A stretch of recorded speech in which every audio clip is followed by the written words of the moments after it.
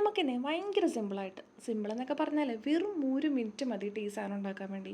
ഒരു ക്യൂട്ടായിട്ടുള്ളൊരു desk decor മാത്രമല്ല കേട്ടോ, നമുക്ക് ബോറടിച്ചിരിക്കുമ്പോൾ തട്ടിക്കളിക്കാൻ പറ്റിയൊരു സാധനം ഉണ്ടാക്കാം.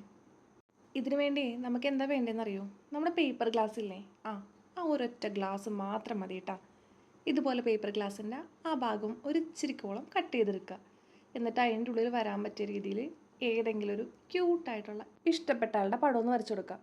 പടമൊക്കെ വരച്ച് ബ്ലാക്ക് ഔട്ട്ലൈനൊക്കെ കൊടുത്ത് ബ്ലഷൊക്കെ ഇട്ട് ലിപ്സ്റ്റിക്കൊക്കെ ഇട്ട് നല്ല സുന്ദര കുട്ടപ്പനാക്കി എടുക്കുക.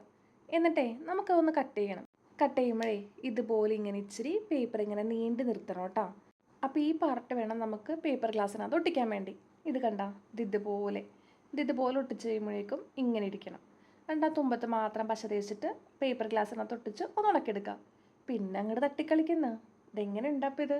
അപ്പോൾ എപ്പോഴും പറയണ പോലെ തന്നെ വീഡിയോ ഇഷ്ടമായിക്കാൻ സബ്സ്ക്രൈബ് ചെയ്യാൻ മറക്കണ്ട കേട്ടോ.